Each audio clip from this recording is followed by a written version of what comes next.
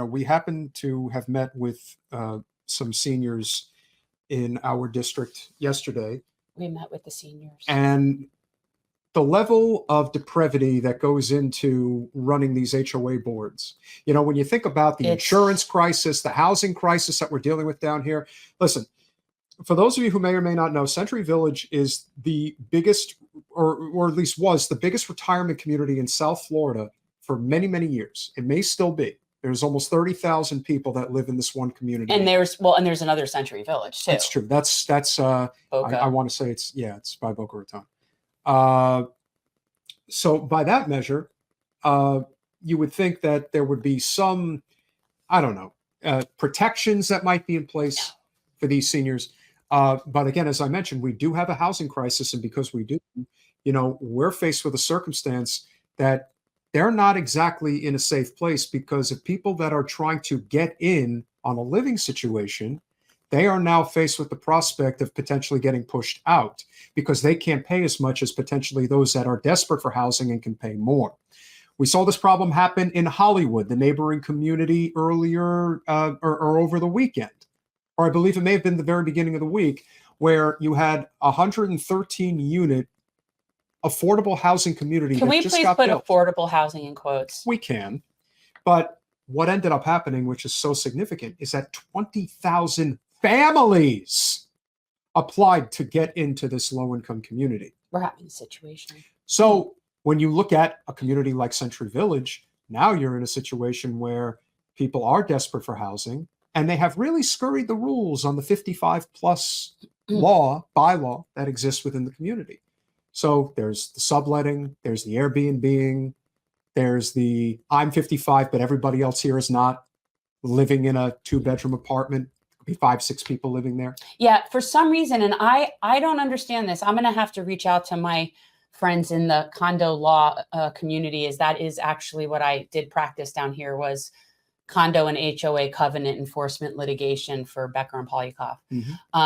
But so it's very interesting to me that a 55 and older community is able to have so many residents that are under 55, because that's not supposed to be the case.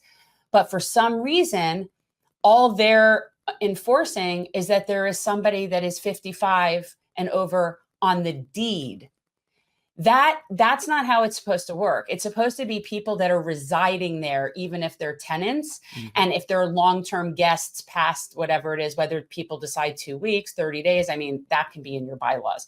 But the point is, this community, which was meant to be a retirement community for 55 and older, has been being abused in a sense of not, I think there's nefarious sources preying on the different parts of the association that are keeping them in a way that they're not having to enforce the laws. I don't understand how they have an exemption. I don't think that's, I don't know. And I'm not going to say I'm not a lawyer, because I am a lawyer, but I don't know. And I haven't practiced since this area of law since 2009. So in all reality, I don't know. But I remember very clearly that 55 and olders applied to everyone living there, not just owners, and that there were very strict rules about that, because I remember having to enforce those rules. That's why I remember that being an issue, is that just being on the deed wasn't sufficient. So anyway, the seniors at Century Village seem to me to be being abused collectively. And I don't know, like, if it's, just a couple of filthy people on the top of their board. I don't know if there is some collaboration with, and I don't know, but something is not right there beyond just your typical condo nonsense. And as someone who worked in this, it's all pretty much nonsense. I once argued a case about the association was angry that someone expanded the width of their windows of like 3 inches. And so they actually wanted to go after this person for that. And I was sitting in a meeting, and I'm thinking, we're billing me at $300 an hour. Might have been $275 at the time. And I'm thinking, you guys want to sit here and argue over 3 inches? I mean, that's fine. And then when we lost, because it was stupid, and so we lost, I slept fine. I slept fine. That was the difference between me doing criminal law and doing this. Sort of like the condo commandos are disappointed that they didn't get their way and this guy didn't have to redo his windows. And they wanted to pay me and then we lose. Yeah, I'm sleeping good. I'm all right. So, but anyway, these are petty people. So this Century Village thing is beyond. Like something is very, very criminal that's going on there. And the problem is there's 32 different building associations in Century Village. And then there's a master. And apparently there is Lord Farquaad. And I keep forgetting the guy's name. It doesn't even matter, that sits at the top of the Century Village food chain.